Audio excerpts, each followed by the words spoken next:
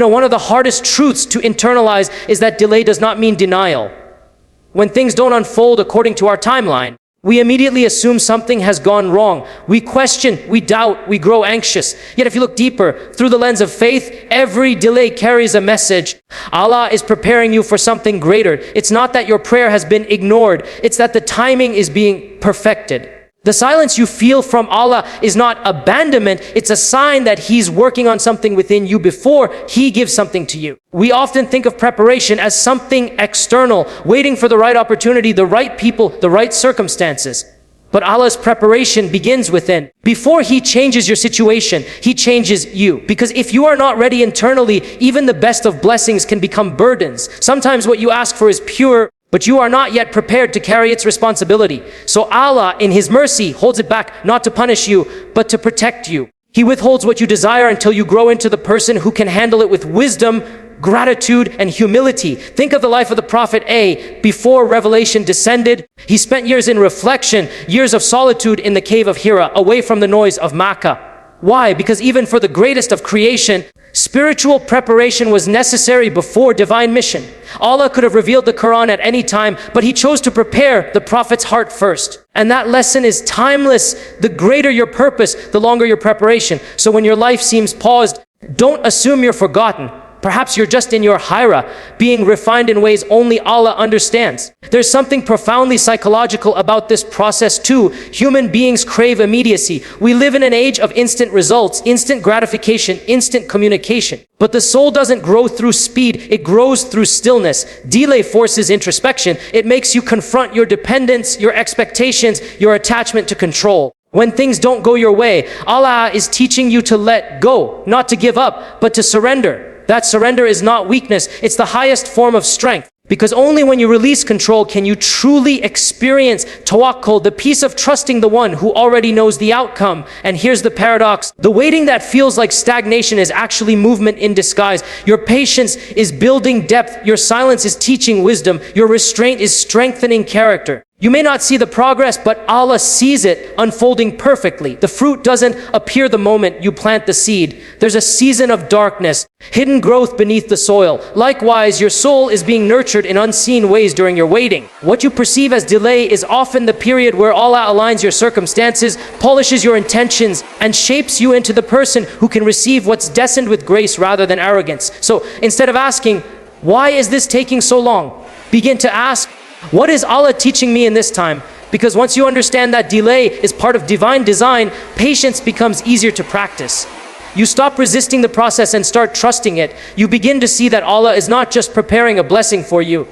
He's preparing you for the blessing. And that shift changes everything. It transforms frustration into faith, anxiety into assurance. The moment you realize that divine delay is divine mercy, your heart finds peace even in waiting. Because you finally understand you are not being left behind, you are being prepared. When we talk about patience, many people imagine it as passive endurance, just sitting quietly and waiting for things to change. But in reality, patience is one of the most active forms of strength a believer can cultivate. It's not about doing nothing, it's about doing everything you can while trusting Allah with what you can't. It's the discipline to remain steadfast when your emotions tell you to give up. It's the quiet courage to keep walking when the road stretches endlessly ahead. You see, every struggle that Allah places in your path is not meant to destroy you, but to strengthen you. The purpose of a trial is not punishment, it's purification. When Allah tests you, He is not testing your capacity to suffer. He's testing your capacity to grow. And growth by its nature is uncomfortable. You cannot build resilience without resistance. Just as muscles grow only when pushed beyond their limits, the soul expands when it's challenged. Every hardship you face trains your heart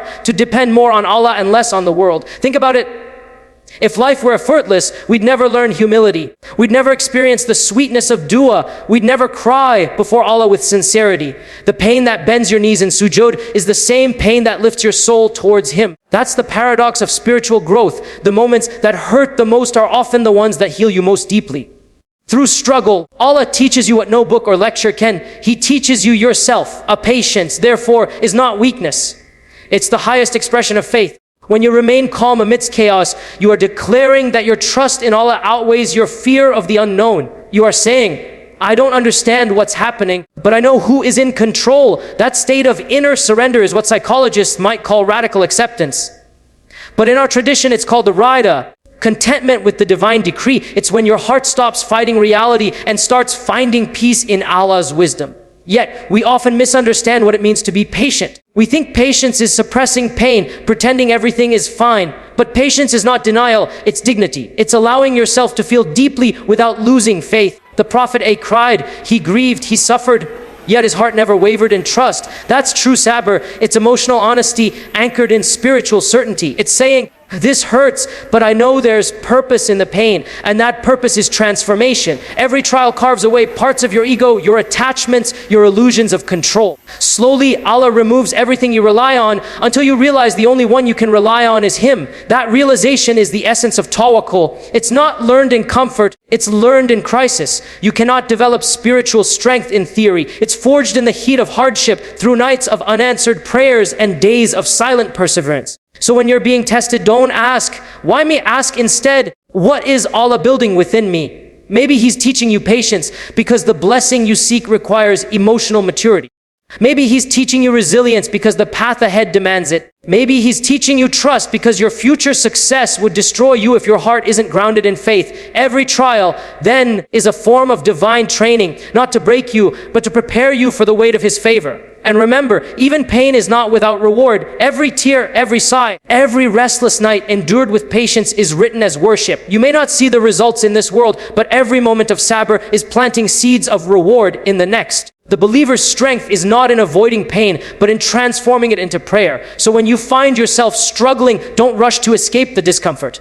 Sit with it. Learn from it. Let it shape you into someone who no longer reacts, but reflects, who no longer panics, but prays. Because the struggle you face today is not just shaping your destiny, it's shaping your soul. Trusting Allah's plan is one of the most challenging yet liberating acts of faith a believer can practice.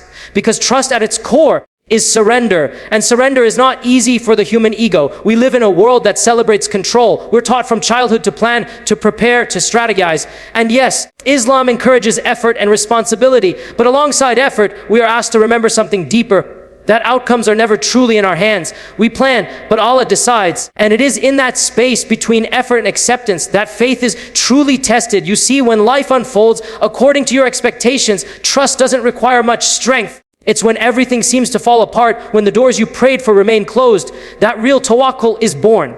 Trusting Allah in the light is easy. Trusting Him in the dark is where your belief becomes real. And yet this is precisely where Allah wants to meet you. In that place of confusion, fear, and surrender, because that is where your heart becomes sincere. There's a verse in the Quran that captures this beautifully.